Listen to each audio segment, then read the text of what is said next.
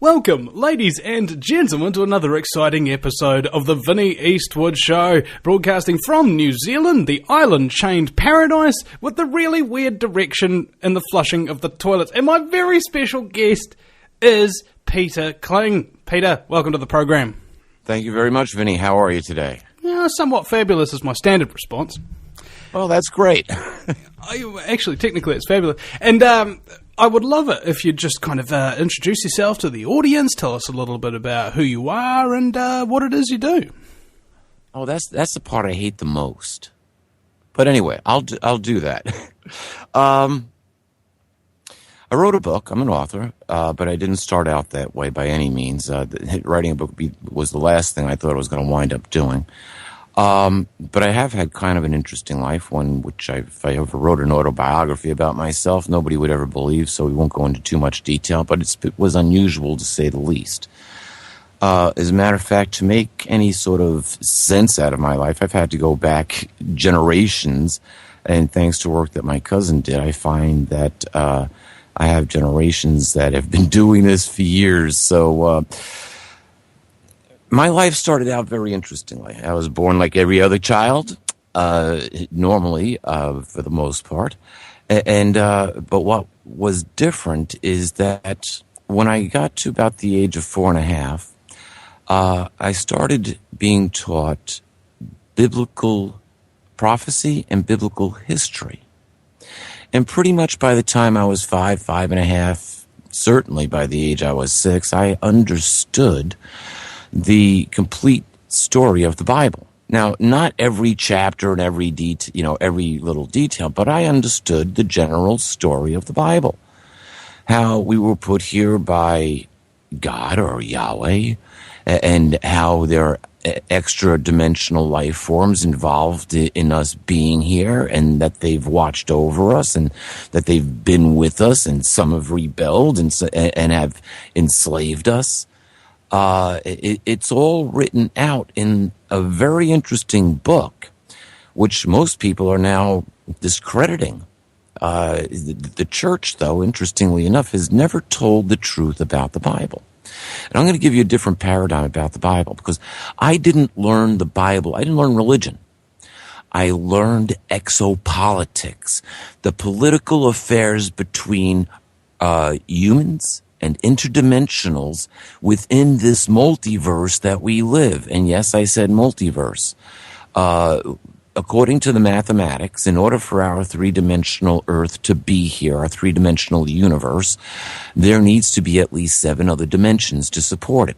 Now, the interesting thing about the mathematics is that the other 7 dimensions can do just fine without us. They don't need us. And this is string theory. And this is where it all comes back to, is who God is or what God is. Because in string theory lies the God particle, and that's why they've built this huge piece of equipment, the CERN Hadron Collider, or the Hadron Collider at CERN, and they believe they found the God particle. Pure dynamic energy. I had a joke about that. I interviewed Miran Tavakoli, and he said that what the God particle is, it's actually just the same kind of particle that we have inside every human body. So they spent $8 billion possibly risking the creation of a black hole and to destroy the Earth in order to find a new type of matter. But the type of matter that they found appeared for a second and then disappeared and had no practical benefit. I called it doesn't matter. But it does matter. and that's probably the best place to start, is right with the God particle. If you're going to tell a story, go right to the beginning. My own personal story, though, is that I learned the scriptures from a different viewpoint, from one that was separate from religion. I didn't learn religion. I learned that other religions existed, and, what they worshipped wasn't right. I also learned, or was told from a very early age, not to get involved in politics here on Earth. And I'll explain why a little bit later. So I had this very early, interesting concept, different than what most children grow up with. As a matter of fact, by the time I was 7 years old, I had a pretty well complete understanding of the interdimensional beings, right down to the poltergeists and demons that we have among us. And I can also pretty much tell you how to protect yourself from them. We'll talk about that a little later in the show. At the age of 9, I had something which happened which caused a paradox in my life. And this is where all of a sudden 2 different worlds came to be. By the age of 9, I'd already had 5 years of biblical education and knowledge of biblical history, biblical prophecy. I understood that there were interdimensional life forms involved. I didn't quite have an understanding of exactly what heaven was, but I knew that there were other dimensions beyond the three that we lived in. That we considered the 4th dimension back at that period of history, time. But we know that there needs to be at least 7 other dimensions besides the dimension of time. The dimension of time is a variable dimension across all dimensions. Interestingly enough, we have a variable dimension of time even upon the planet. If you traveled at the speed of light and traveled out to Alpha Centauri and came back, that you would have aged 4.4 years, and time on Earth would have continued at normal time. Your children would be dead and your grandchildren would be old people. But you will have only aged 4.5 years. So conventional space travel, even at the speed of light, is impractical. Totally impractical. Because by the time you accomplished your mission, think of the technology that has changed in the past 100 years. And you jump forward, you'd say, well, I'm going to take a quick trip, be back in 4.4 light years. And when you come back, what you find is about 100 years later here on Earth. So, nothing happens. We sit here on Earth thinking, when's he going to be back? When's he going to be back? When's he going to be back? Well, the universe does not run on Earth time, and the cosmos does not run on universal time. As a matter of fact, the time in the cosmos is calculated as 1,000 Earth years equals 1 day within the multiverse. So that would make light travel pretty much an instantaneous affair if you're traveling through the universe, isn't it? Now, the interesting thing, I'll tell you what's fantastic. The theory is, of course, they can't quite prove this yet, but the theory is that thought is instantaneous. It can span the entire universe in an instant. Not only can it span the entire universe, but it can span the multiverse in an instant. Oh, wow, what a great way to travel. Well, that reminds me of something David Icke said. He was looking at the DNA strands, and when you got those aerials on your car just for the radio and everything, it's got like a coiled aerial and all things at the top. He said that's exactly what our DNA looks like. It's a transmitter or a receiver. Oh. Well, you know what? We'll get into this a little bit more, but they're finding more about the DNA. All that junk DNA that's it's useless DNA. What they're finding out now is that our DNA contains the DNA of the entire planet. Or locked in with infinite genetic knowledge, like on The Fifth Element, no? Yeah, in our own DNA. And guess what happened? It's junk DNA. We don't know what it does. Somebody ripped it apart. Yeah, I wonder how that happened. There's a story about some people that were first put on this planet who had perfect DNA and ate this fruit with a virus that destroyed their DNA. But that's just hearsay. But, that's we're going to get to that in a minute. Let's go back to when I was 9 years old, this paradox that forms. I literally had a dream that came true. And when it happened, I dreamt it, and about 10 days later, it came true. And when I lived through the experience, I was a terrified little kid. And when it was over, I ran home, and I remember running up the stairs and running into our flat, our apartment there. And my mom's washing the dishes, and I said, Ma, I just had a dream that came true. And she's washing her dishes, didn't miss a beat, said, that's nice, honey, it's time for you to go to bed now. And I'm like, what? My own mother just cut me off. Where in the world was I going to find the answer to this? And so I turned to science. At 10 years old, I started studying chemistry. It became my vocation in life. And so I literally grew up with a test tube in one hand and a Bible in the other. Thinking, why don't these two meet? And finally, one day, I was in my mid-20s, I was working in the laboratory, I was reading the book of Job. And I came across an interesting verse. And I was contemplating. I had learned to meditate. And I had learned metaphysics by the time I was 22 years old, and that opened up a lot of doors. People are fascinated by quantum physics. Learn metaphysics. It's like surfing the multiverse. It's fantastic because that's where it all starts to open up, and it's a science that we can't prove because our science isn't advanced far enough. As a matter of fact, our science wasn't advanced far enough to even start to understand the scriptures until the late 1950s. So here, one day in the laboratory, I'm reading the book of Job, and I'm thinking, you know what?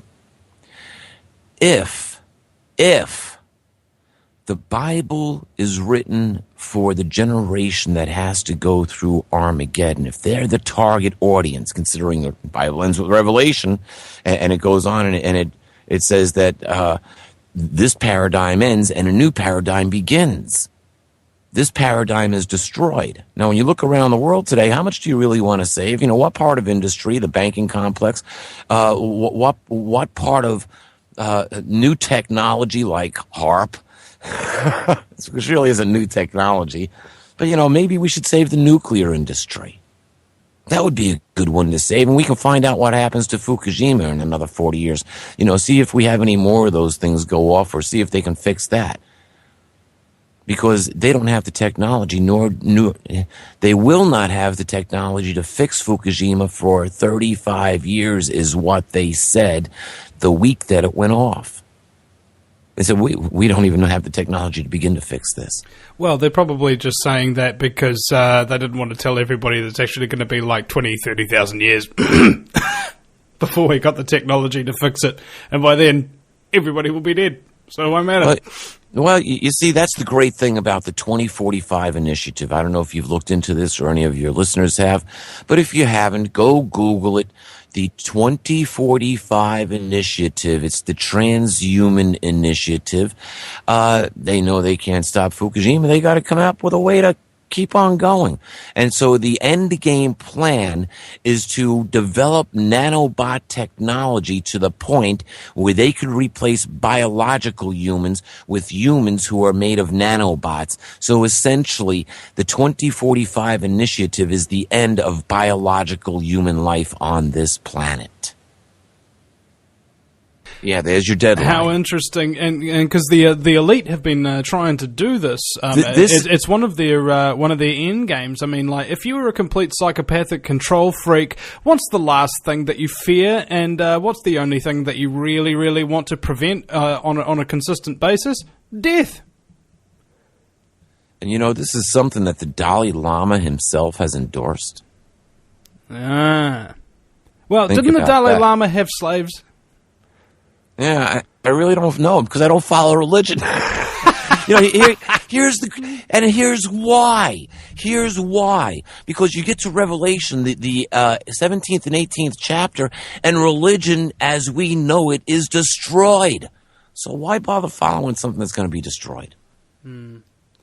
Well, it wouldn't have stopped people. In fact, people have done this before throughout history, haven't they? They're just like, hey, this sounds like a really brilliant idea, but bro, it's going to exterminate us. It's going to completely enslave us and everything. Yeah, but the guy tells us it's a good idea. Let's just follow him blindly and not question it.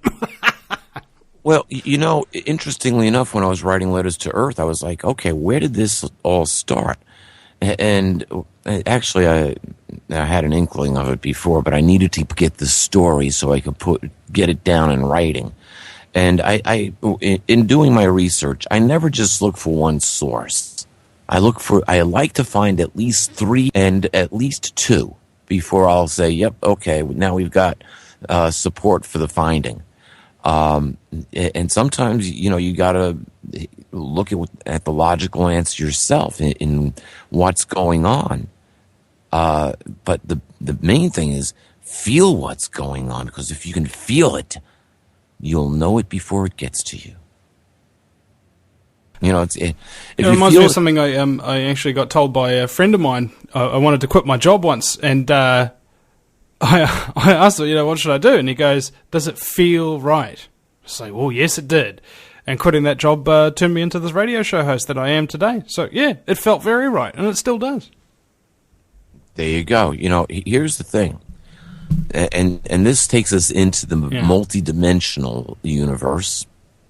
How many times have you turned around and said, I knew that was going to happen? It actually happens to be like almost on a daily basis, and sometimes like my brain will tell me things, and Vinny do that, and I'll go in like, let's not do it and just see what happens. And exactly what I thought would happen if I didn't do something exactly does happen. So go listen to yourself then. It's obvious. Oh yeah, exactly. I was just testing. I was just testing. I remember this one time actually, Peter. I was at my wife's friend's wedding, and for some reason the song came into my head. Electric Avenue. We got to bust down to Electric Avenue. Have you heard that song before? No? Yes, absolutely. All right. Well, I was just humming it in my head, and I don't know why the hell it was in my head. And I got in my car, turned on the radio. I didn't even touch the dial or anything, but there it was. We got to bust down to Electric Avenue. And I was like, whoa. I'm starting to actually predict radio and television and even movies, in fact. I think... what was it, last year or might have been the year before? There's a film called Dredd, about Judge Dredd that came out in the cinemas. Yeah. And about a week before it was announced, I was like, Judge Dredd's going to be coming out again. And so I watched the old Judge Dredd, the one with Sylvester Stallone, made in 2005. And then, watching the TV, here comes a new ad for a new Judge Dredd movie. It's like, I knew that was going to happen.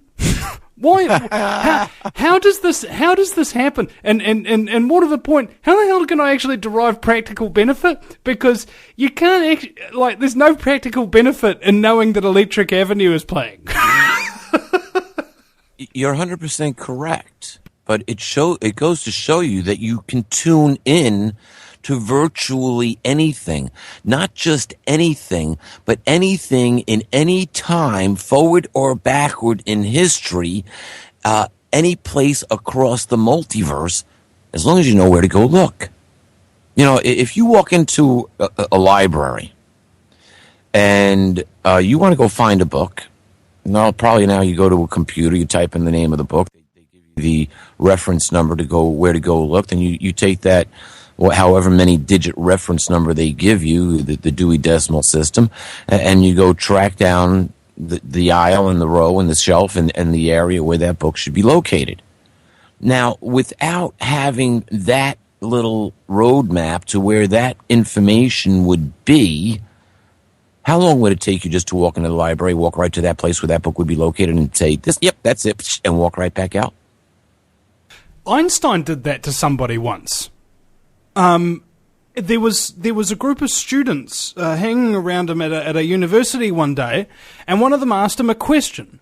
And he goes, okay, well, I'll get you the answer to the question. So he walks down the aisles of books. He's just dragging his fingers along both sides of the aisles of the books, and he picks one, goes to a particular page, and then pops it down in front of the student. He goes, read that. That's the answer to your question. He just did it totally randomly.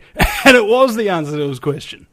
Yeah, well, you see, Einstein did something, and he was a master at it.